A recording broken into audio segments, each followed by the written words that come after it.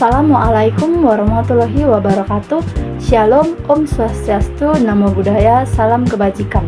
Baiklah, di sini saya akan menjawab 5 soal kuis, yaitu yang pertama, identitas nasional dan era digital. Identitas nasional Indonesia yang dijiwai oleh Pancasila, Undang-Undang Dasar 1945, Bhinneka Tunggal Ika, dan NKRI, serta bahasa Indonesia menghadapi dilema di era digital. Dampak positifnya adalah mempromosikan budaya dan menyatukan fungsi unsur identitas secara digital. Namun, dampak negatifnya lebih mengancam, seperti dominasi budaya asing, maraknya ujaran kebencian, dan polarisasi yang mengikis persatuan, serta hilangnya santun digital karena percampuran bahasa. Oleh karena itu, nilai-nilai Pancasila menjadi pedoman etis yang fundamental untuk memastikan kebebasan berekspresi, tetap menjunjung tinggi moralitas, dan mendorong penggunaan bahasa Indonesia yang baik sebagai perekat bangsa.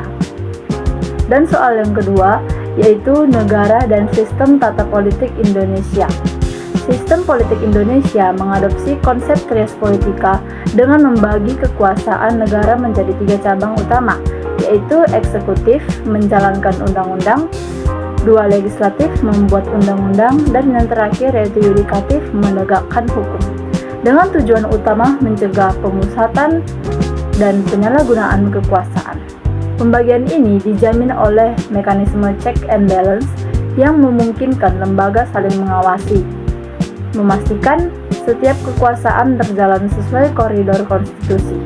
Secara nilai Pancasila, sistem ini adalah implementasi dari sila keempat, yaitu kerakyatan yang menjamin kedaulatan diwakilkan secara bijaksana, dan sila kedua yaitu kemanusiaan yang memastikan kekuasaan digunakan secara adil dan beradab demi melindungi HAM. Dan soal yang ketiga yaitu demokrasi dan tantangan di era teknologi informasi. Era teknologi informasi memberikan ruang bagi demokrasi untuk berpartisipasi, namun memunculkan 2 tantangan serius, yaitu penyebaran hoaks dan disinformasi, serta polarisasi politik berbasis identitas yang merusak nalar publik dan memecah belah bangsa. Untuk mengatasinya, nilai-nilai Pancasila, terutama sila kedua, 4, dan 5, wajib menjadi pedoman etis, membatasi kebebasan berekspresi agar tidak melanggar kemanusiaan dan keadilan. Solusi konkretnya adalah melalui penguatan literasi digital dan penekanan pada diskusi rasional, sehingga masyarakat mampu menjadi penjaga etika demokrasi yang bertanggung jawab, menolak perpecahan, dan mengutamakan kepentingan umum. Dan soal yang keempat yaitu negara hukum dan prinsip supremasi hukum. 2 ciri utama negara hukum adalah supremasi hukum dan perlindungan hak asasi manusia atau HAM. Supremasi hukum bermakna hukum berada di posisi tertinggi dan wajib dipatuhi semua pihak untuk mencegah kesewenang-wenangan. Equality before the law berarti setiap warga negara setara di hadapan hukum dan pemerintahan tanpa diskriminasi. Penerapan kedua prinsip ini tercermin pada putusan pengadilan yang independen dan adil tanpa memandang status sosial atau supremasi hukum, dan adanya bantuan hukum gratis untuk memastikan akses keadilan bagi rakyat miskin, yang sejalan dengan nilai Pancasila, yaitu sila kedua dan kelima. Dan soal yang terakhir yaitu partisipasi warga negara dan kesadaran hukum.